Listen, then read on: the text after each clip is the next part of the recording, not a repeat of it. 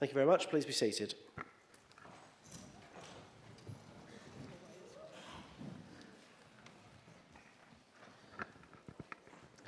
Good evening. I'd like to welcome members to the Extraordinary Council on the 9th of January 2023.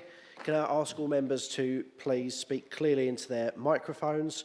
Although I can assure all members that for the January regular full council, new speakers will be installed in the public gallery to ensure that the chamber is more audible. I'd like to remind all members that the meeting is recorded and will be published on the council's website. Could I now please ask Reverend Canon Darren Barlow to lead us in prayer?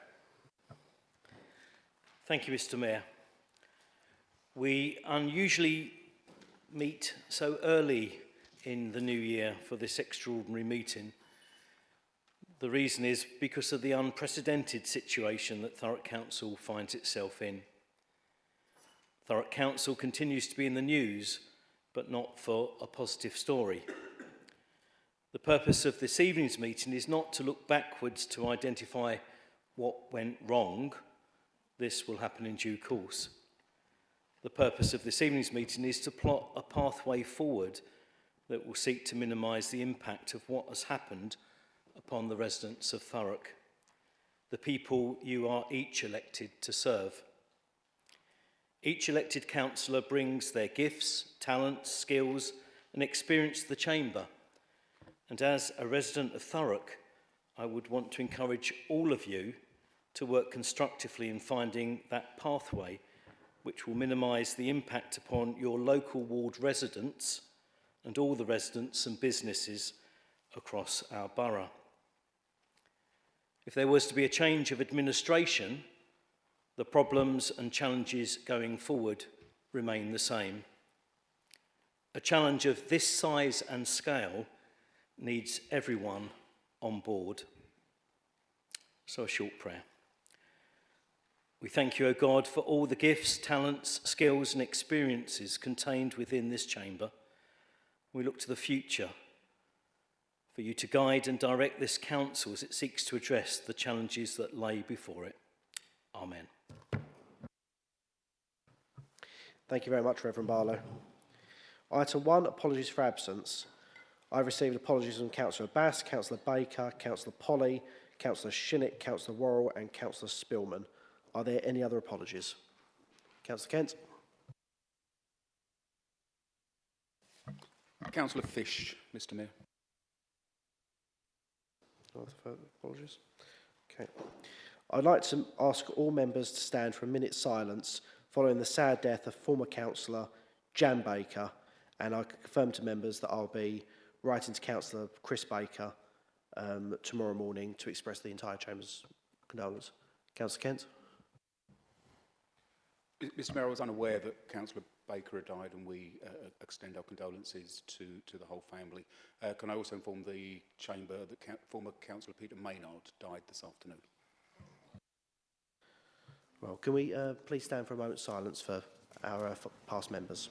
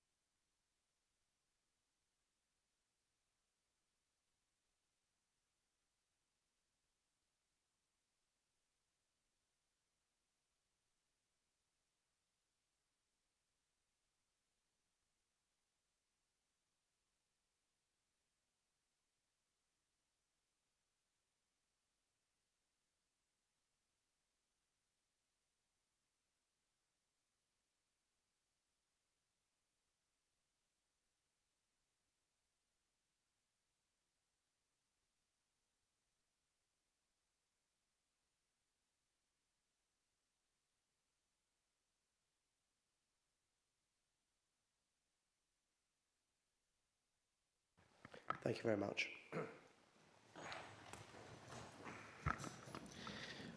Item 2, declarations of interest. Does anyone have any interest they wish to declare? No. Item 3, section 114 report and Chief Executive's response. The debate will take place as follows. As this is a statutory responsibility, Jonathan Wilson, the Acting 151 Officer, will introduce the report. The Acting Chief Executive, Ian Wake, will then provide the Chief Executive's statutory response. All members will then have the opportunity to make their contribution of up to 4 minutes, but only one contribution per member. I will be asking to suspend a standing order, so at the end of the meeting, before officers sum up, it will allow the leader to sum up any policy points that members in the chamber would like clarified. And that will then be followed by the Acting Chief Executive and the Acting 151 Officer summing up. All members happy? Very well. I will now proceed to ask the Acting 151 Officer, Jonathan Wilson, to introduce the report. Thank you, Mayor. This report sets out the background to the Section 114 report issued on the 19th of December 2022. This is a statutory report, and it was issued because the Q2 financial report confirmed the Council will not have the resources to deliver its expenditure in the current financial year and will seek exceptional financial support from central government. It follows on from the intervention package implemented by the Department of Levelling Up Housing and Communities on the 2nd of September in response to considered failures of the Council in respect to its best value duties. This included the scale of the financial and commercial risks faced by the authority, which linked to specific investments made by the Council under the investment strategy that was in place. The Q2 financial report to Cabinet on the 14th of December 2022 confirmed the current assessed level of that financial risk, and the projected loss for 2022-23 was £452 million, and the details of that figure are set out on page 20 of the report. Further assistance will be required in 2023-24. This will enable a budget to be set, and the current projected funding gap is £184 million. These figures, as set out in the Q2 report, predominantly link through to the investments and the write-down of investments following further work carried out over the last few months. The Council will need to demonstrate to Government it is taking all action possible to improve the financial position. This is in addition to seeking the financial support, and further reports will come through to relevant committees setting out those plans over the next month or so. The impact of the Section 114 notice means the Council will not enter into new agreements for expenditure, and that will last until at least the 31st of March 2024. This is supported by a control framework which is set out on page 43 of the report. This applies to all statutory services, including council-controlled entities. The Section 114 report is a serious matter and will impact on the future operating model of the Council. The Council will continue to operate statutory services, including services for children and adults, and the Council will continue to pay all existing creditors and honourable contracts. This meeting is required to enable Council to consider the contents of this report. As the report notes, elected members must take responsibility to make choices and decisions to reduce costs immediately and to support the reduction of that deficit. And I'll now hand over to Ian Wake to give the Chief Exec response to the report. Thank you.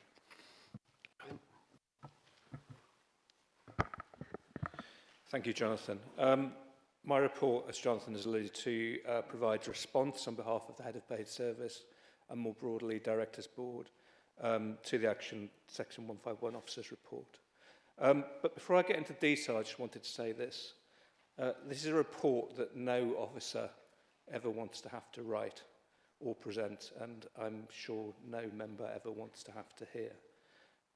And I just wanted to acknowledge the difficulty of the message for us all, and the difficulty of the situation that we find ourselves in this evening, and the emotions that that situation inevitably brings up in us all.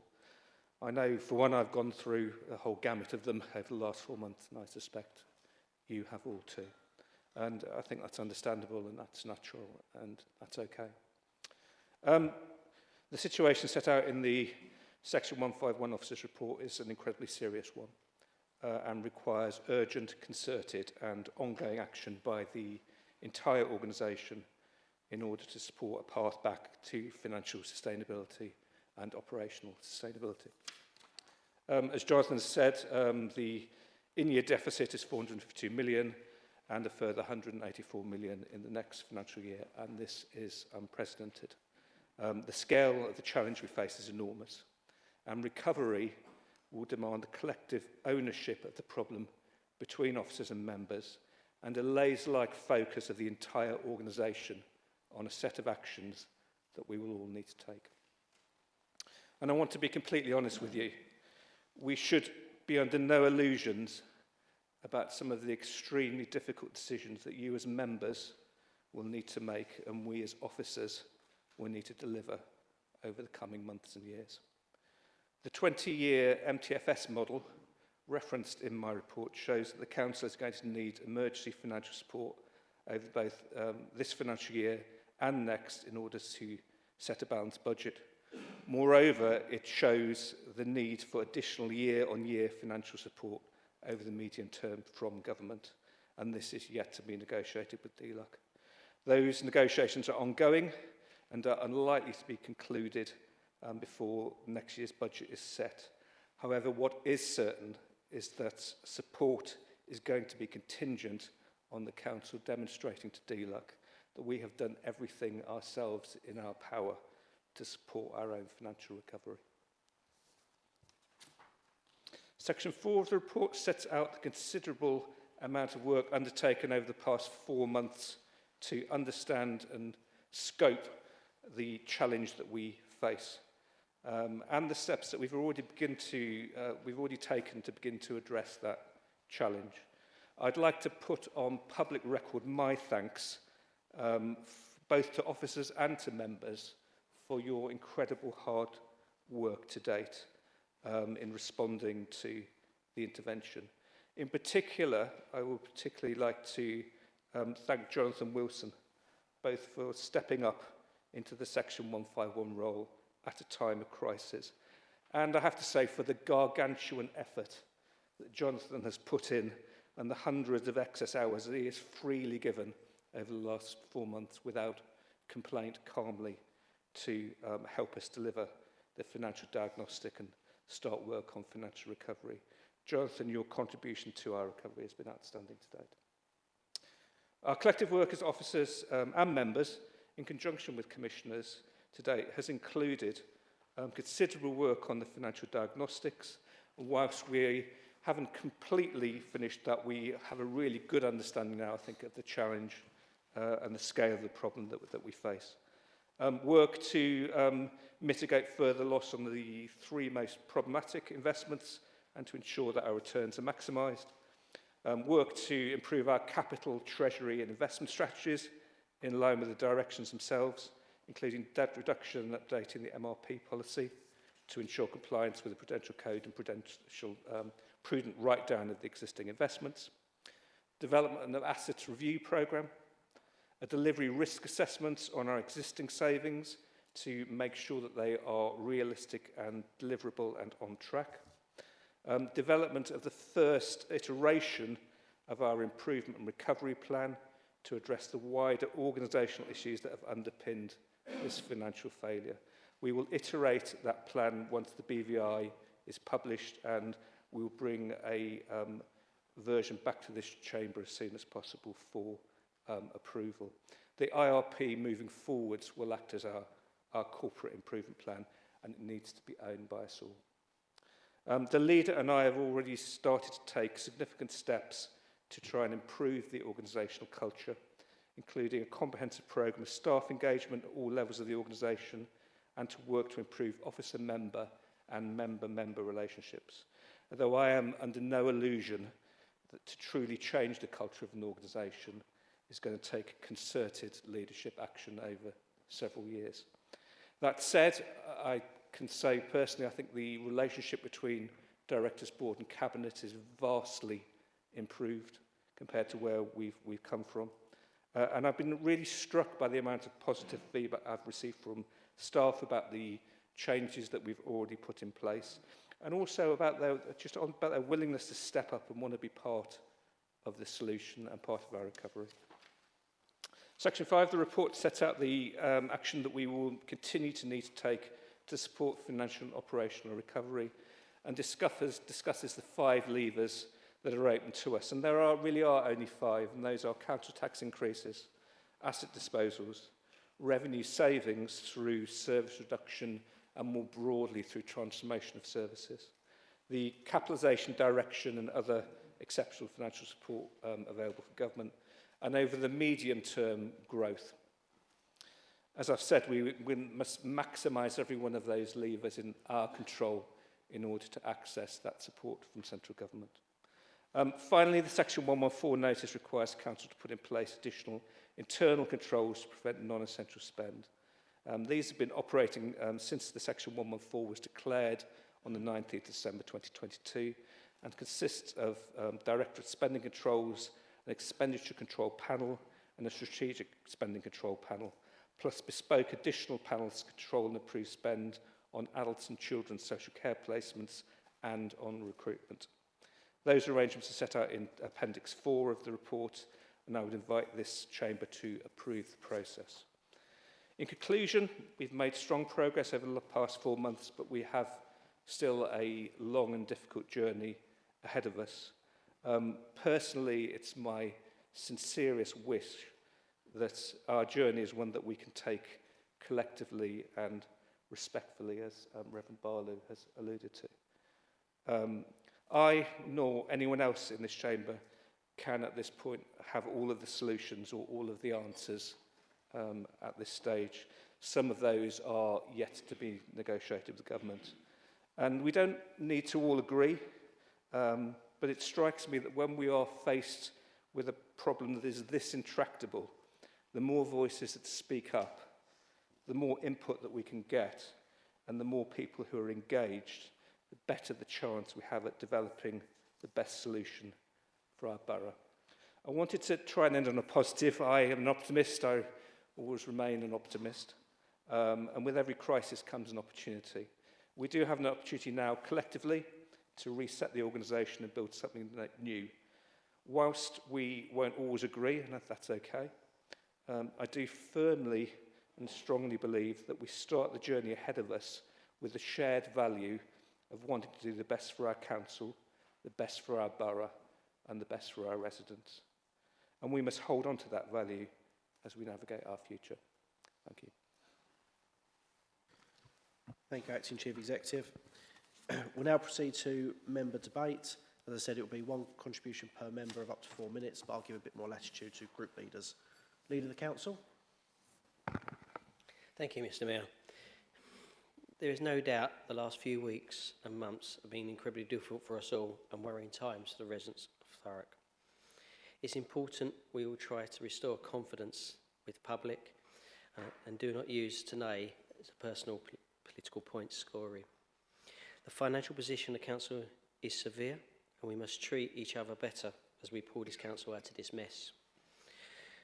It's important for me that councillors from all parties have a chance to speak tonight and help shape the recovery. And this report is a final acknowledgement of our financial problems the council is in, and then from today we start the transition into our recovery. I have already been working closely with commissioners and the government to piece together a draft recovery plan and over the last few months, and I've already started improving the council. We have been more honest and transparent across the board and have started the journey of a cultural change. Members have been included in every turn as possible. I've tried, and perhaps we need to do better engagement and information as we present it to you. Senior officer team has been working hard to find areas of efficiency savings within the council budget, and have similarly, we've benchmarked against other similar authorities to see where we can make sensible savings. We are finally in a better position to start making these decisions now, which these financial levers, which the Chief Executive has alluded to, we can pull and wrench this council out of the financial position it's in and into a more success story that I feel the residents can rely on for this council again. Sorry, Leader, could you just lean into your microphone Sorry, slightly? and I would take this opportunity to thank all staff members and help prepare for this moment. But our discussion tonight is about not about how we got here. That time will become when the BVI is published of who and why we got this position. But I can say tonight, for my part, I'm sorry we're in this position, and I think all 49 we should look at whatever they more than others.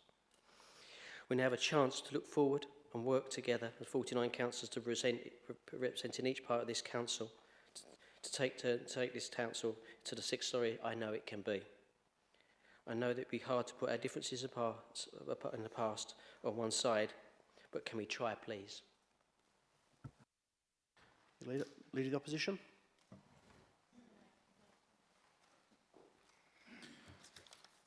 Mr Mayor, this meeting this evening shames Thurrock, and the stain of failure will remain with this council forevermore.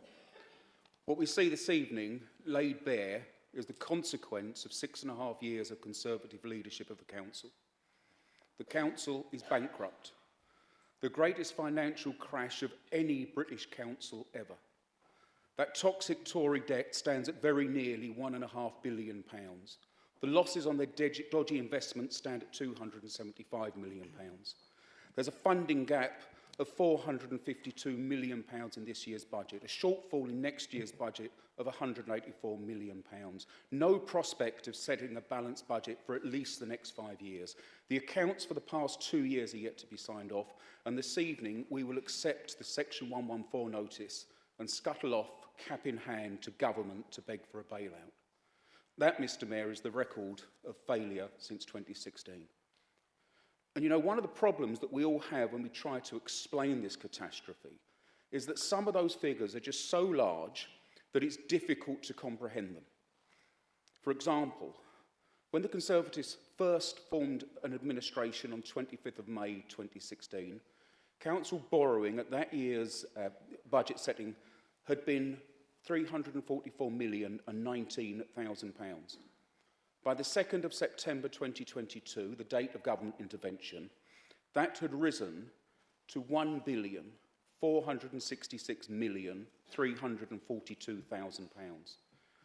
That's an increase, Mr Mayor, of £1,122,323,000. If we put it another way, that's £490,000 added to that toxic Tory debt every single day that they formed the administration since the 25th of May 2016. And try as they do, Mr Mayor, to pretend they're a new broom, the truth is that Councillor Cockshall and his deputy have sat in Cabinet for every single day of that time. And throughout that, all we've seen is a wall of secrecy. We've been refused the right to ask questions. We've been falsely reassured and fobbed off while they've spent £70,000 fighting through the courts to try and refuse to answer freedom of information requests. We tried to warn of the impending disaster and forced an extraordinary council meeting back in July 2020 to put on the record to all members our very real concerns. Rather than even consider that we may have had a point, the Conservatives did nothing but ridicule and try to belittle us for having the temerity to question them and raise our concerns. We were told we were sanctimonious and disingenuous.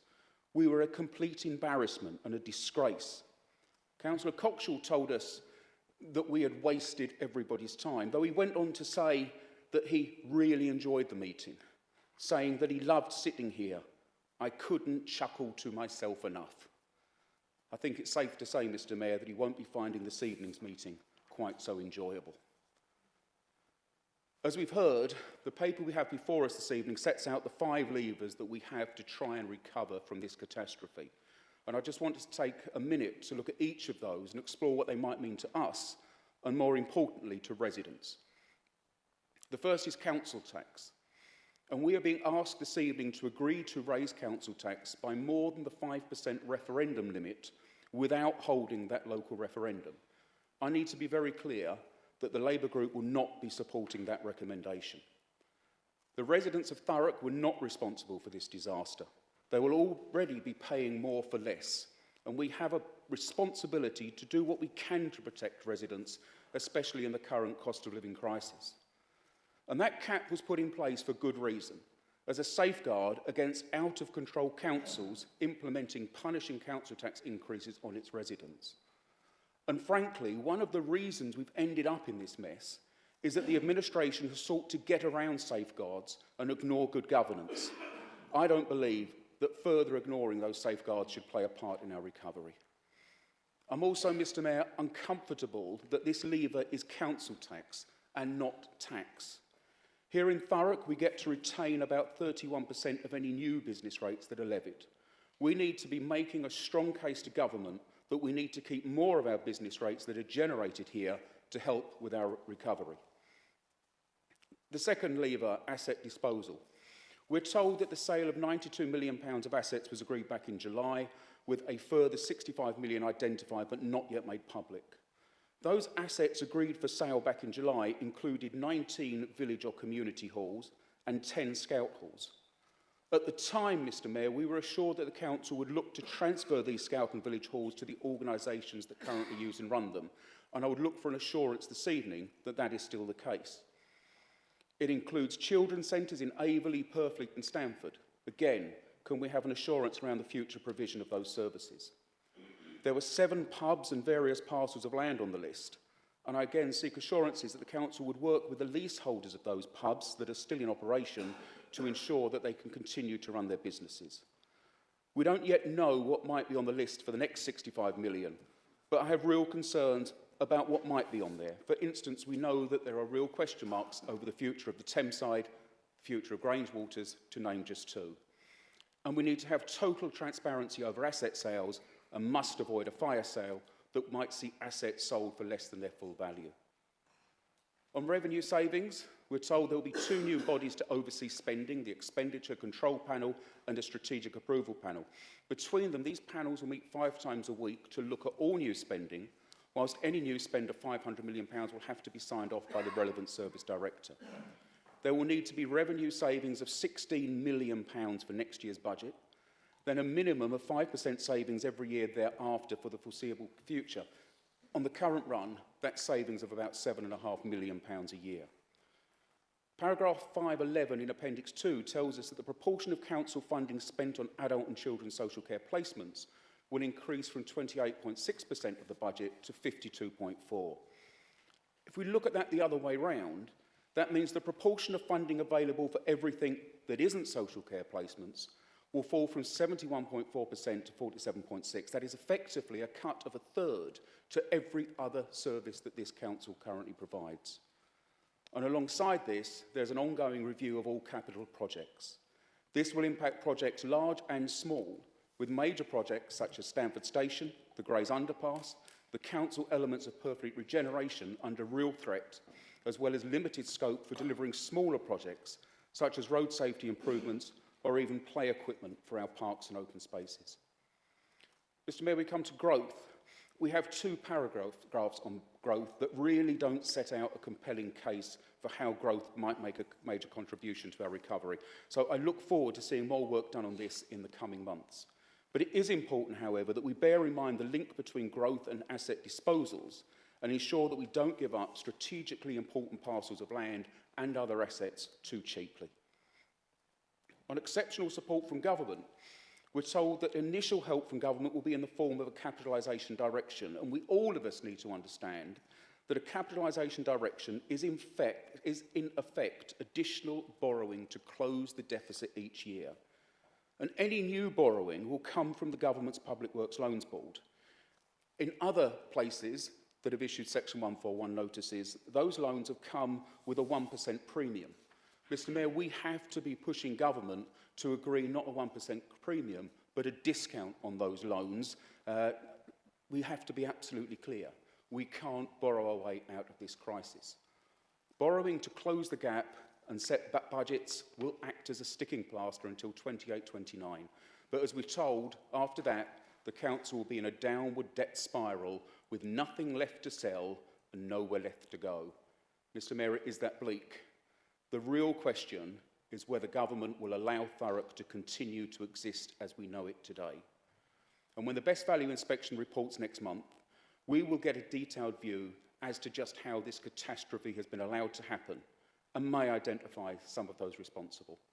But before we get there, it's already clear that there has been a complete failure of leadership, political and managerial, that has led to the total collapse of the council's finances and threatens the very existence of this authority. Councillor Byrne.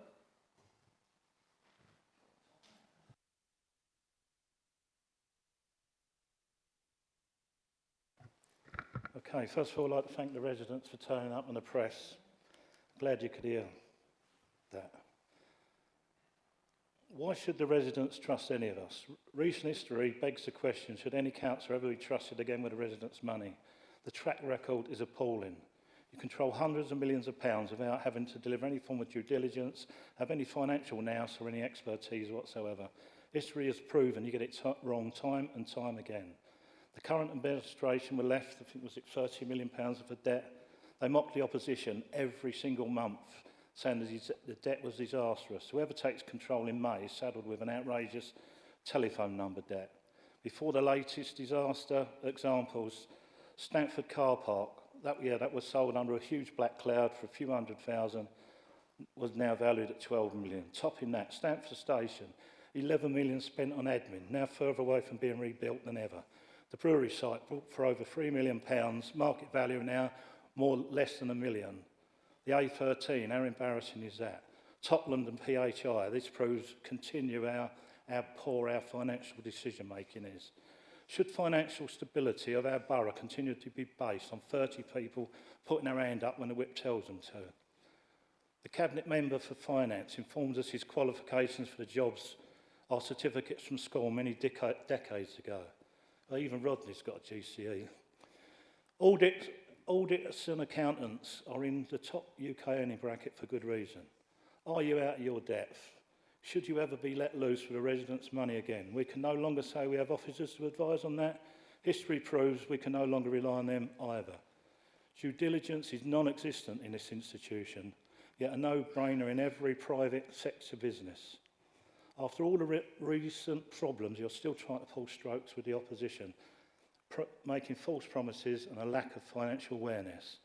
Councillor Billman, for example, put out bad news about next door's build a few days before Christmas, with the intent they would be more interested in starting a holiday, opening their presents, eating turkey, and when they come back they'll forget what I've said. Open and transparency, it's more like to treat us like we're a bunch of idiots. Another example, I was sent this by a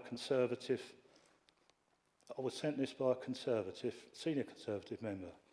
I know you got an email on October 2020 from Sean saying there were problems and you didn't do anything. In my view, just as Rob stepped down as group leader, you and John should. Sorry, but you was given the information as a group leader and you should have asked the meetings just like Rob did, really. Both you and John just sat on your hands. Come on, denial is not a river in Egypt, chaps. You failed to fix the roof when the sun was shining, yet you Conservative members continue to play these silly games with us. Even after inflation, the Conservatives have smashed any Labour previous mishaps out of the park. Almost every Cabinet member has failed to deliver on promises made from the time the Conservatives gained over control. At this moment, I think the Cabinet would fail to deliver a pizza. Stats prove you're way out of your depth and you shouldn't be trusted in the future. Why is the Cabinet still picking up money under false pretences and making false promises? New damning evidence is coming out daily, smacks of skullduggery and more cover-ups. You're trying to build another wall of silence. Recently, we've seen the photographic evidence with Tory members on a waste goose with Liam Kavanagh. I thought nobody ever knew him. Can any Conservative member honestly put their hand up there and say, trust me with the keys to the TBC sofa or the family silver? We now have to look at mandatory training for councillors, financial training, independent advisors, a clear understanding of due diligence. We can never ever again allow a handful of unqualified people to leave Thurrock in the gutter or with another 40-year legacy. Time to stop showboating, admit your failings, time to be honest and say, I'm not qualified to make those decisions. Thank you. Councillor Massey. Mr Mayor, I reserve my right to speak. Councillor Allen. Thank you, Mr Mayor. A few questions, really. Are Thurrock residents liable for this council's debt? And if the debt and the recovery is aimed towards our residents, will this be recovered via council tax by way of using bailiffs, goods seizure, fines and threats of imprisonment? Now, whilst I add senior officers and councillors walk free and remain in duty in council on full pay and allowances. Can residents challenge this unjust council tax rises that are aimed? And through the shameful actions of some in this council acting without due diligence, this will undoubtedly put costly mistakes onto our residents again, whilst losing hundreds of millions of pounds of taxpayers' money already. Now, it's hugely unfair to expect Thurrock residents, taxpayers, to bear the heavy burden of these mistakes made. Now, if this is the case, I will oppose any further council tax rise. Also, I fear that the forced sale of assets will be loss of land to London boroughs that are very much interested in Thurrock, which ideally should be future development sites for social housing of those many thousands of Thurrock residents on our waiting lists. Now, the way this council has been shamefully run into bankruptcy, and you're expecting residents to pick up for the mistakes that have been made. It's unfair, it's unjust, and it shouldn't be happening. It's shameful. Thank you. Do any other member wish to speak? Councillor Kerrin? Thank you, Mr Mayor. What we've heard and read tonight is catastrophic for the residents of Thurrock. Because of Tory incompetence, we have a £469 million funding black hole, which is going to be saddled on our residents for decades to come. We are billions in debt and bankrupted. We now know that the debt has gone up by almost £490,000 for every day that the administration opposite has been in charge of our borough. But the real tragedy is that they were warned many times about this, but refused to heed the warnings, a mixture of farce, hubris and downright arrogance. The team opposite us are not a new broom to sweep and clean the mess. They've wrecked the house and now are offering to help clean it up. The leader has been at the top table since the era of Tory misrule began in 2016 and did nothing to stop this pile-up of unsustainable debt. When the former portfolio holder for finance stated on the 7th of July 2021 at the Cabinet meeting, and I quote, "Although it has been a difficult year for Thurrock, we have fared better than other councils such as Slough and Croydon, who have been financially mismanaged." The current leader didn't say a word. No challenge, no detailed questioning, no word of caution. But to be fair to him, no one at the top table offered anything resembling challenge, not even as a critical friend. And on it has gone, with the same faces in charge. At the extraordinary meeting of July 2020, the current portfolio holder for central services stated that other local authorities would question why they were not undertaking the good investments that Thurrock's Section 151 officer was doing. We can surely have a cross-party consensus that this comment has not aged well. The best line from the night was from a former cabinet member whose only fear was, and I quote, that some other local authority would come along and poach the Section 151 officer. During that extraordinary full council meeting, called at the insistence of Thurrock Labour Party, the only main comment from the current leader was that he thought the officers involved were transparent in the work that they undertook. This blind faith, naivety and lack of scrutiny is why we are where we are today. All the while that Thurrock Tory councillors were patting their backs and failing in their job of providing robust challenge to officers, they were also frustrating efforts to get to the truth. Labour chairs were removed from their scrutiny roles for having the temerity to actually scrutinise. £70,000 was spent avoiding freedom of information questions. The leader of the opposition had to actually put his own name to legal action, forcing the council to come clean and fess up. Indeed, Councillor Kent had to team up with professional investigative journalists to get to the truth. The Financial Times, The Guardian, the Bureau of Investigative Journalism all had the same concerns around secrecy, which the local Thurrock press have had for years. And now, today, we are in a situation where every financial decision must be referred to the Commissioner. We are, in truth, a vessel of Essex County Council. We are reduced to merely deciding what a statutory minimum service looks like. Within education and children's services, we wait to see what this looks like. What a sorry contrast, though, with the previous Labour administration. When we were in charge, we created the Thurrock Educational Alliance, which brought together school leaders from across Thurrock to problem solve and work together. This was a time of ambition, not today's spectre of managed decline, and we need an urgent report on the impact that this bankruptcy will have on the children of Thurrock. In the meetings held since the news of bankruptcy broke, portfolio holders opposite have been unable to confirm or deny anything because literally nothing is off the table. Ward councillors nervously await the impacts on their wards. Shadow portfolio holders are braced for the cuts to be ravaged on the services our residents depend on. To conclude, Mr Mayor, these are sad times for our borough, with the price tag being paid for many generations to come. Councillor Watson. Thank you, Mr Mayor. It took me 3 years to be a councillor, and I just can't believe that I'm standing here now, and I can't look my residents in the face to think how this council has actually now gone. So there is two types of Section 114s in my mind. No council wants to be on a Section 114. There's the councils that genuinely cannot afford. The government have cut their money, and they're desperately trying to make that work. They're going to a Section 114. And there's councils that are so reckless with their investment strategies and borrowing billions just so they can get a return for what?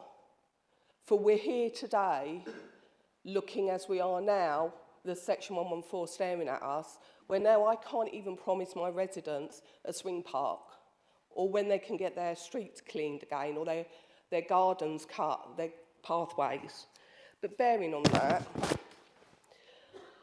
I do not think that my residents in Thurrock should be asked to bear the impact of the poor operations and the decision-making of senior officers and also the Tory cabinet through extreme council tax increases or substantially paring back services to deliver unsustainable revenue savings.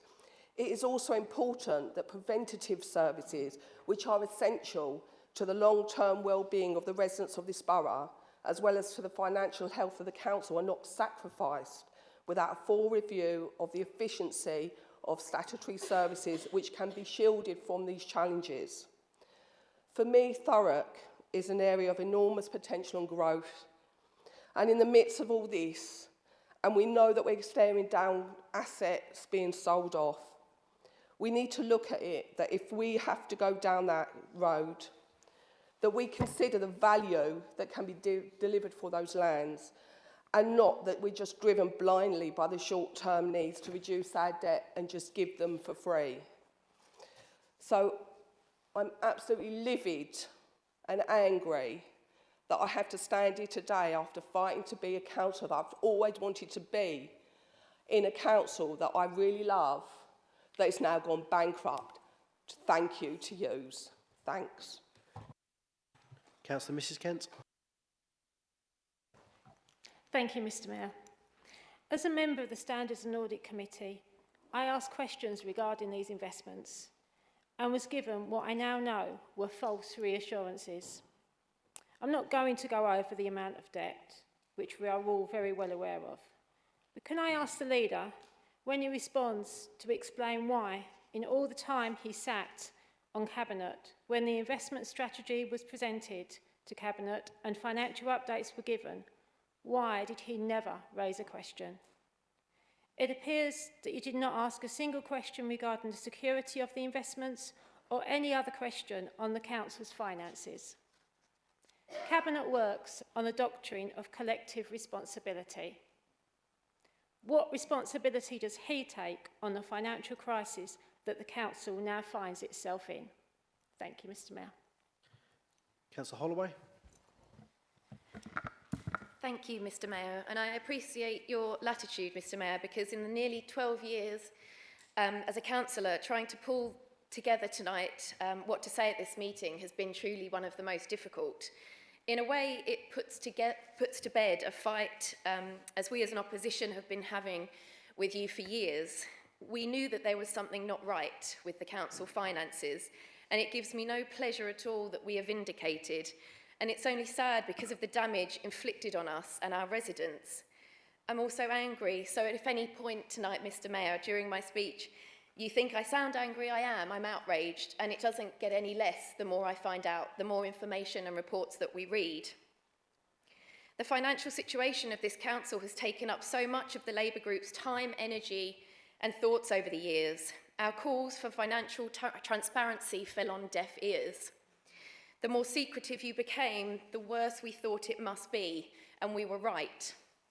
Unfortunately, no such worries were falling on the shoulders of those in the Conservative administration, who, if they had given the attention, thought and detail to our finances, we might not be in this position today.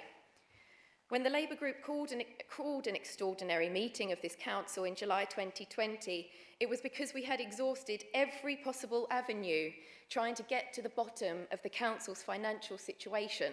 No private requests from our leadership or backbenchers in emails, in meetings or any other forum. No requests in public meetings from our leadership or backbenchers would release the details that we needed. So by 2020, we'd already been spending months, if not years, trying to get to the truth. And it was truly that, an extraordinary meeting. There's only been one extraordinary meeting called by members in my nearly 12 years as a councillor. Councillor Kerrin highlighted some of the quotes from that evening's meeting. I'll add a couple. One Conservative council member said, "The council's investment and borrowing delivered everything that it should, and it should continue and borrow more as it demonstrated that it had worked." Another said, "The request for an extraordinary meeting was an embarrassment to the Labour Party." He added that council officers had worked tirelessly and were transparent in the work that they undertook. You laughed at us. You then removed us from our scrutiny positions for having the audacity, as you saw it, to scrutinise and question what you were doing as an administration. That last comment I read was from you, Councillor Cotshall. Will you now apologise publicly, not just for that meeting, but all of the years that you've dismissed our concerns? You will no doubt try, as others have over the years, and I say this to you, Councillor Cotshall, and the Conservative administration and group, to drag us into a narrative that we were aware of the fiasco. I mean, many people did. We had an idea it was bad. Our local media, as Councillor Kerrin said, The Guardian, the Investigative Bureau of Journalism, reputable publications. And what did you do? You purposefully and continuously blocked us as an opposition and as a press, removing our chairs' roles to scrutinise when we asked questions you didn't like. You slandered us in the press, calling us liars, scaremongers, and quoted your good financial policy.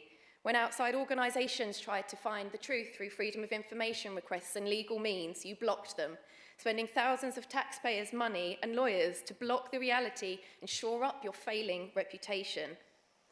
You didn't know. That's the line that we keep hearing now. You didn't know. Shame on you. Shame on all of you, because we knew something was wrong, and so did the press. I'll end, Mr. Mayor, and say this. You've betrayed the electorate who voted for you, who gave you confidence and trusted you to administrate their council on their behalf. We did what we were supposed to do as a responsible opposition. You put out a leaflet saying, during elections, don't trust Labour. They've bankrupted other councils and they'll bankrupt us. Residents trusted you and voted for you. And what did you do? You, Thurrock Conservatives, Thurrock Conservative leaders of this council, the Conservative administration, you bankrupted our council. Any other member wish to speak? No. Councillor Cockshaw, would you like to sum up? Thank you. Yeah, that was it was very helpful actually. Hearing some of that. It's I just mentioned some of them before we hand back to the some technical answers that we can sum up there. I can give some assurances out of there. The business rates is a lever that's really important. Council tax isn't the only lever. We've got to think about how we can have business retention. I think that's a really important part that's been mentioned a few times. We need to make sure that way out. Then we've got to remember that Secretary of State's one of his guiding principles on September the 2nd when I took over was that this shouldn't unduly burden the taxpayers, and that's why he acted very quickly and acted at that fast without at the beginning of this on September the 2nd. And when that is, I will repeat that back to government, that the principles in that letter work both ways, and that it shouldn't unduly affect the taxpayers, which is me and you and everyone in here. We live in the borough. And to make that, the community assets that we're leaving, quite true, yes, we should carry on with that asset. That's a revenue saving to the council. Tenants first in the 3 R's policy hasn't changed. We should make sure that we're offering to that. Sale of assets, a fire sale, should be no fire sale. We've got to maximise the income for our assets. That's what we've been saying. Nothing's changed there. We've got to make sure we don't release within months, and make sure there's people have been contacting me, I'm sure contacting most councillors. We shouldn't be selling things any more under market value. And we've got to maximise the income that we can get for this council. Growth is, I think the acting chief executive mentioned growth is in the medium term, but we do need to think about growth, and it is an important lever, and it's a medium to long term, and that needs all of us in here working together to deliver that. I do take that point. Councillor Burney's quite an interesting comment about it shouldn't be 30 putting their hands up, and that's what I've been saying since I took over. Like wrong or right, we've got to have 49 or as many as we can to buy into the policies coming forward to hear it. Whoever's sitting in this in the next few years, and it definitely won't be me, because it swings and roundabouts happens all the time. That's politics for us. This is a short term. We need to make sure that it's just not a vote of one party or another. It's got to be all least members got to understand it and understand the reports we're leading to and voting with agreement. And I understand that you're talking about, which is the most important thing, we just look about the culture change is an important stain, and that is making sure members are able to make proper, good reports and good decisions and understand the decisions we're making. And I think that needs to be done on that. We're still working on that. Heavy-handed enforcement. Heavy-handed enforcement is quite true. I can guarantee we should never use heavy-handed enforcement as we go through this. It's not, and I heard it from the opposition, it is not their fault. The people who voted for us in this room. I 100% agree with that. Most of the staff in this building now, or all the staff in this building now, had nothing to do with this issue we're in, and they shouldn't be blamed. There are staff who live here and right now, and the residents have got nothing to do with that, and that shouldn't be on them. And so enforcement is one of them reasons we shouldn't be enforced, heavy-handed enforcement. I agree that in my opening remarks, I said for my part, I am sorry, and I truly am. And I look every day of what could I do and what could I have said. What should I have said in public at the time? Would I should have said it, and how that? And then conversations go on outside this chamber to everything, and I understand that, and I do that, and that's why I said it in my opening remarks. Let's wait to the BVI to find out what we can do and how we can solve that, and who's to blame. I will finish on really the comments. I do honestly want to get this out, solve this issue, and hand it to the next person in this place in a sensible plan forward. I think that's what the chief executive wants to do, and that's what I want to do. And daily, I write to you every week to say that my door is open with suggestions. It's not me or this group. I want to hold your hands. I want a hand-to-hand of friendship out to all opposition to get us out of that. We can make a point, and you do rightly deserve to do that, what you said tonight. I'm here to make a change in it. I've changed my personality from the quotes you've sent out, smart-ass comments. I'm not that person that I grew when I started in 2011, and I understand that. This has changed my politics, and I think it's changed it for the better. 151 officer, would you like to sum up? Thank you, Mayor. There's no specific further technical points, but just to note to members that the 114 notice obviously creates that ability to seek further support from government. So it's a required step in that process. We obviously recognise some of the concerns that members have made, particularly on the opposition benches tonight. And all I can say from our perspective at the moment is we have a positive ongoing dialogue with the commissioners and the department who are included amongst the commissioners and we need to maintain that relationship and consider those levers in detail with them, and only through a sort of open communication with the commissioners, with the department, will we get the best possible outcome we can get for residents, and we need to play our part in that as a council, as Ian's mentioned earlier. So thank you, Mayor. Thank you, Mr Wilson. Recommendations are outlined on page 7, 1.1 to 1.4. Can I see a clear show of hands in favour? Kent. Mr Mayor, I'm sorry, we've already said that we can't support 1.2 as it's currently set out. 1.2 indicates supporting an above the cap council tax increase without referendum. That's recommendation 1.2 in Appendix 2, set out further in paragraph 5.2. If we can find a way of noting our objection to that, then we'll be happy to support everything else.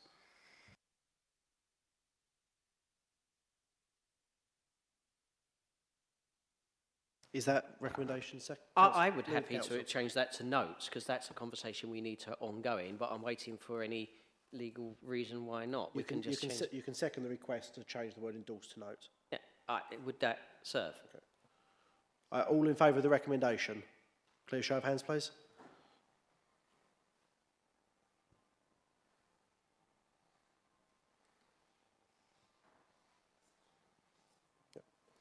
Okay, then I will move recommendations 1.1, amended 1.2, 1.3 and 1.4.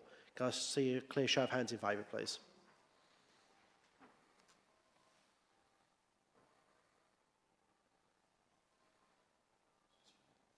Thank you very much.